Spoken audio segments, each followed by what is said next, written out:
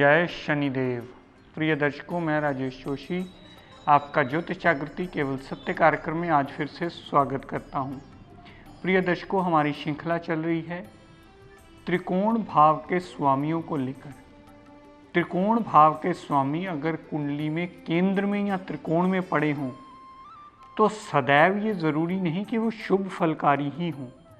कई बार ऐसी स्थितियां भी आ जाती हैं कि त्रिकोण का स्वामी त्रिकोण में पड़ा होना या त्रिकोण का स्वामी केंद्र में पड़ा होना या केंद्र भाव का स्वामी केंद्र में पड़ा होना बहुत ज़्यादा कुंडली के लिए अशुभ फलकारी भी होता है।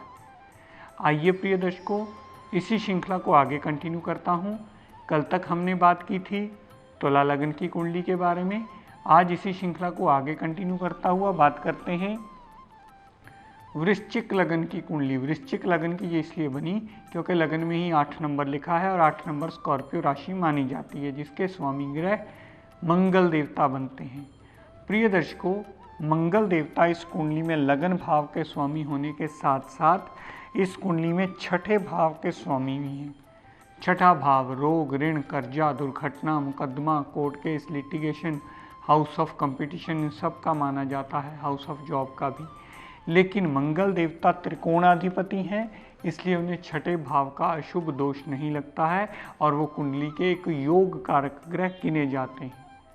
प्रिय दर्शकों, मंगल देवता ने बृहस्पति देव को क्या दिया? मंगल देवता ने अपनी मित्रता को निभाते हुए बृहस्पति देव को दूसरे भाव का स्वामी बनाया। दूसरा भाव धन का, कुटुंब का, वाणी का, और साथ में बृहस्पति देव को दिया पंचम भाव। पंचम भाव हमारे लव रोमांस का, अनसर्टेन गेन्स का, माइंड मेमोरी, विल पावर का, हमारे संतान पक्ष का। पंचम भाव इन सब चीज़ों का माना जाता है और इससे हमारा ग्रस्त जीवन देखा जाता है। प्रिय दर्शकों, अपनी मित्रता को निभाते हुए मंगल देवता ने चंद्रमा देवता को क्या दिया? चंद्रमा देवता को कुंडली में नवम भाव का स्वामी बनाया। नवम भाव पिता का, नवम भाव भाग्य का, नवम भाव धार्मिक यात्रा का, नवम भाव विदेश धार्मिक यात्रा का, विदेश यात्रा का, ऐसी सब चीज़ों का माना जाता है। नवम भाव हमारी धार्मिक आस्था का भी माना जाता है।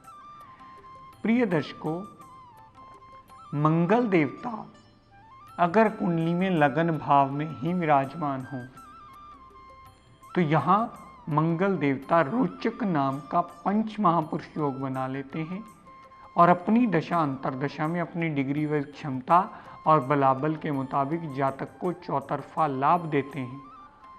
दर्शकों, यही मंगल देवता बहुत अच्छा राजयोग बनाने के बावजूद अपनी दशा अंतरदशा में लेकिन फल उतना ही दे पाते हैं। हमेशा याद रखें, क्योंकि बहुत सारे लोग जब मिलने आते हैं तो सवाल पूछते हैं, सर मेरा रुचिक नाम का पंच महापुरुष योग बना है लेकिन मुझे रिजल्ट नहीं मिला। हम देखते हैं किसी का मंगल अस्त पड़ा है, किसी का 0 डिग्री पड़ा है, किसी का बलहीन पड़ा है। तो रिजल्ट का निर्णय करने से पहले कुंडली में ये अवश्य देखिएगा कि उस ग्रह की क्षमता कितनी है, उसके मुताबिक उसका रिजल्ट निर्णय कीजिएगा। दर्शकों, मान लीजिए मंगल देवता कुंडली के चौथे भाव में विराजमान है। चौथे भाव में विराजमान होने से जब भी मंगल देव की दशा अंतरदशा चलेगी, माता, गाड़ी, भूमि, वाहन, मकान, सारी सुख सुविधाएं लेने में यही मंगल देवता जातक को हमेशा मददगार सिद्ध होंगे। जातक के यहाँ से दृष्टि डालकर कामकाज पर जो मंगल देवता दशांतरा में आएंगे तो सदैव कामकाज को वृद्धि में लाते ही मिलेंगे। गाड़ी, भूमि, वाहन के साथ साथ कामकाज में वृद्धि, कामकाज में इम्प्रूवमेंट, कामकाज में इंक्रीमेंट मिलना, हायर रैंकिंग पे जाना, हायर पोस्ट मिलना, कामकाज में नई मशीनरी एडिशन होना, ऐसी सारी चीज़ें मंगल देवता देते ही मिलेंगी। दर्शकों, यही मंगल देव कुंडली के पंचम भाव में पड़े हों। पंचम भाव में पड़े होने से जातक को खुददार बनाते हैं। जातक अग्रेसिव नेचर का होता है, ज़्यादा जातक जिद्दी पर्सनैलिटी का होता है, पुत्र प्राप्ति का योग बनता है। ऐसा जातक लव रोमांस में कामयाबी हासिल करता है, अनसर्टेन गेन्स मिलते हैं। ऐसे जातक का हमेशा माइंड मेमोरी विल पावर बहुत ज़्यादा स्ट्रेंथ वाला होता है। यहाँ से जितनी दृष्टि मंगल देव ने 11वें भाव पर डाली तो धन की कमी कभी नहीं आती। बड़े भाई बहन से पूर्ण सपोर्ट मिलता है, जातक के लिए हमेशा मंगल देव की दशा अंतर्दशा में कोई छोटी मोटी हेल्थ प्रॉब्लम हुई तो वो चली अवश्य जाती।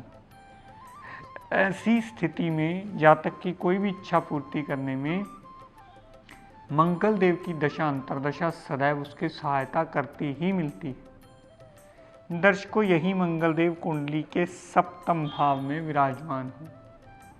सप्तम भाव में विराजमान होने से दाम्पत्य सुख के लिए अच्छा, डेली वेजिस के लिए अच्छा और पार्टनरशिप के लिए भी शुभ फलकारी ही माना जाता है। दर्शकों, यही मंगल देवता अगर कुंडली के नवम भाव में विराजमान हो, त्रिकोणाधिपति होकर त्रिकोण भाव में विराजमान होना, लेकिन प्रिय दर्शकों यहाँ वो अपनी नीच राशि में आ गए। अब त्रिकोणाधिपति होकर त्रिकोण भाव में तो आ गए हैं, लेकिन साथ साथ गड़बड़ ये हो गई कि वो अपनी नीच राशि में आ गए, तो जब भी उनकी दशा अंतर्दशा चलेगी मंगल देवता की, हमेशा वो जातक को कष्ट देती मिलेगी।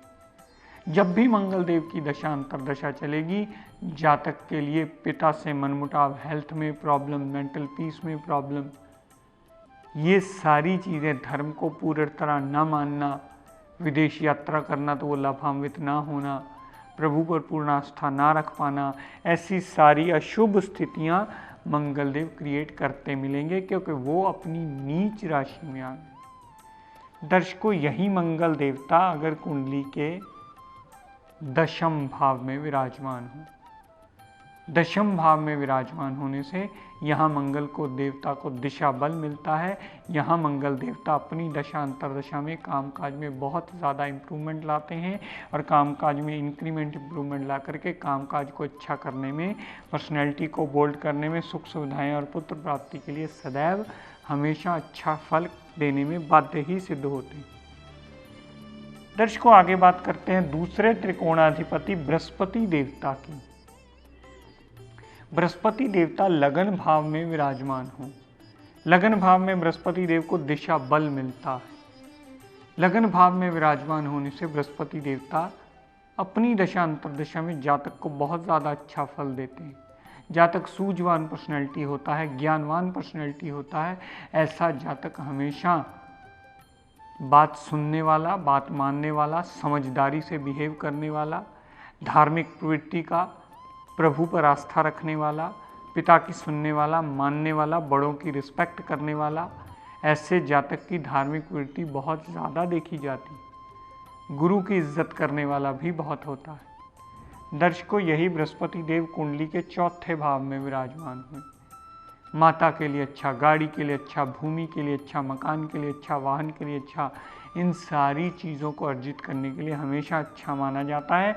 और यहाँ से बृहस्पति देव ने जितनी दृष्टि दशम भाव पर डाली, तो कामकाज की वृद्धि के लिए सदैव बृहस्पति देवता की दशा अंतर्दशा उसे जातक को सहायता करती ही मिलती है, कामकाज को इम्प्रूवमेंट में लाने में मददगार सिद्ध होती है।